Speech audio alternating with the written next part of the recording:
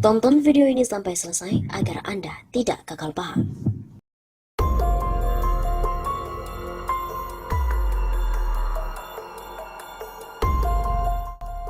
Ngeri-ngeri, Jokowi telah sembunyikan utang ratusan triliun.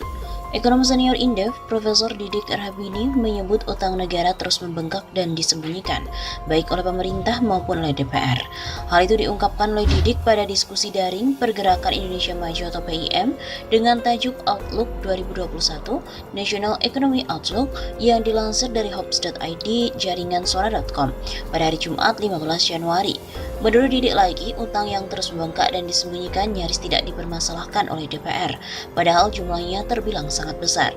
Ini disembunyikan 921 triliun, tidak dibahas di DPR, tapi yang dibahas 446,3 triliun SBN, sedangkan 475,2 triliun untuk membayar jatuh tempo. Negara ini makin otoriter. Pada tahun 2021, tanpa persetujuan DPR tidak apa-apa, utang diteruskan sampai 1.530,8 triliun rupiah.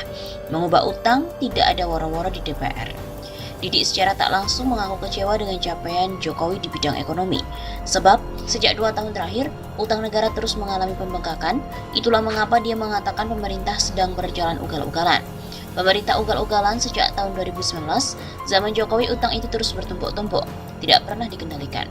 Berkaca pada kenyataan tersebut, Didik tak sungkan menyebut Jokowi sebagai raja utang. Bukan hanya itu, secara keseluruhan pemerintahan yang saat ini menjabat juga layak untuk disebut demikian. Jadi Jokowi ini raja utang. Pemerintahan Jokowi dengan data ini adalah raja utang. Parahnya, kata Didik, pemerintah seakan tak bisa berbuat banyak mengatasi permasalahan besar itu. Bahkan menurutnya Menteri Keuangan Sri Mulyani sebenarnya memahami situasi ini. Namun dia juga tak bisa berbuat banyak lantaran tekanan politik yang kuat. Menteri Keuangan Sri Mulyani ngerti, ini bukan tidak ngerti, tapi dia tidak bisa apa-apa dengan tekanan politik. Jadi kalau kita kritik ya dia marah-marah, salah dia. Begitu ucapnya. Tak hanya itu, mantan Presiden ke-6 SBY pun juga menyebut era Jokowi utang tinggi dan tidak aman. Susilo Bambang Yudhoyono atau SBY, Presiden ke-5 Republik Indonesia, berkomentar di media sosial mengenai kebijakan pembiayaan utang pemerintah. Menurut laki-laki asal Pacitan, Jawa Timur itu, utang pemerintah mungkin bisa dibilang agak kebelabasan. Utang yang ada menurut saya sudah sangat tinggi dan karenanya tidak aman. Persoalannya bukan hanya meningkatnya rasio utang terhadap PDB Indonesia, tapi yang berat adalah utang yang besar itu sangat membebani APBN, membatasi ruang gerak ekonomi kita, begitu tulis SBY. Pada 2019, rasio utang pemerintah terhadap PDB adalah 30,18%, naik dibandingkan tahun sebelumnya yaitu 29,78%. Tahun lalu, rasio ini melonjak tajam. Berakhir November 2020, total utang pemerintah mencapai 5.910,64 triliun rupiah, yang setara dengan 38,13% dari PDB.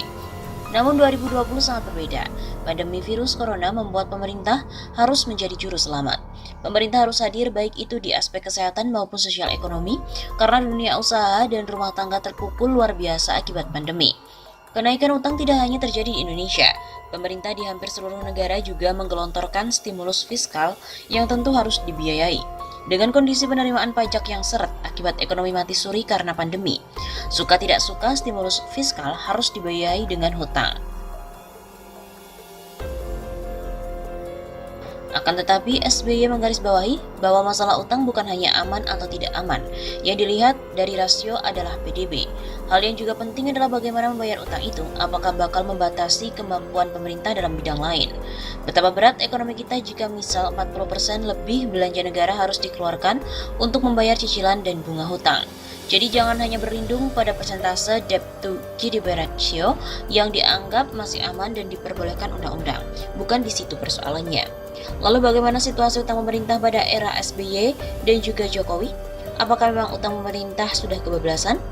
Pada sisi pertumbuhan, rata-rata utang pemerintah pada masa Jokowi periode 2015 sampai 2019 naik 12,96% per tahunnya. Sedangkan rata-rata pertumbuhan utang pada masa SBY yaitu sebesar 10,51% per tahun, dan pada periode pertama 2005 sampai 2009 hanya 4,38% per tahunnya.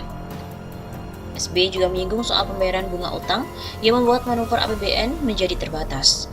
Apakah pada masa pemerintahan Jokowi pos ini semakin meningkat?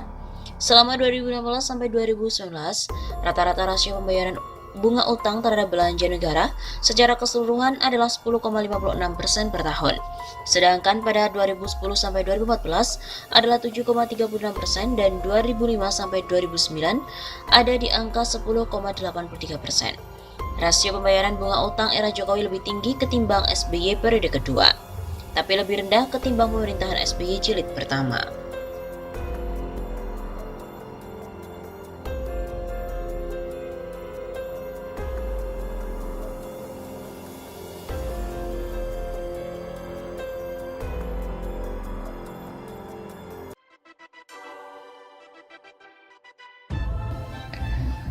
Utang luar negeri pada Februari tumbuh sebesar 5,4% year on year, melambat dibandingkan dengan pertumbuhan pada bulan sebelumnya sebesar 7,6% year on year. Perkembangan tersebut terutama didorong oleh perlambatan utang luar negeri publik. Begitu keterangan Bank Indonesia pada hari Rabu 15 Maret yang lalu.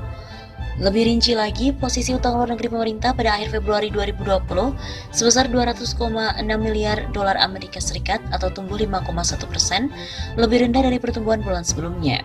Penurunan utang luar negeri pemerintah tersebut dipengaruhi oleh sentimen global sebagai dampak pandemi virus corona yang meluas. BI menyebut utang luar negeri pemerintah dikelola hati-hati dan kredibel agar mendukung belanja pemerintah pada sektor prioritas. Sektor prioritas tersebut meliputi sektor jasa kesehatan dan kegiatan sosial, 23,4% dari total ULN pemerintah, sektor jasa pendidikan 16,3%, sektor konstruksi 16,2%, sektor jasa keuangan dan asuransi 12,8%, dan sektor administrasi pemerintah, pertahanan dan jaminan sosial wajib 11,6%. Akan tetapi, diberitakan lagi posisi utang Indonesia pada akhir Mei 2020 telah berada di angka 5.258,57 triliun rupiah. Nilai ini naik dari posisi akhir April yang berkisar 5.172 triliun rupiah. Rasio utang per akhir Mei 2020 naik di angka 32,09% dari PDB dari bulan sebelumnya di angka 31,78%. Adapun komposisi utang luar negeri pada Mei 2020 terdiri dari 4.442 triliun rupiah surat berharga negara dan 815 triliun rupiah dari pinjaman.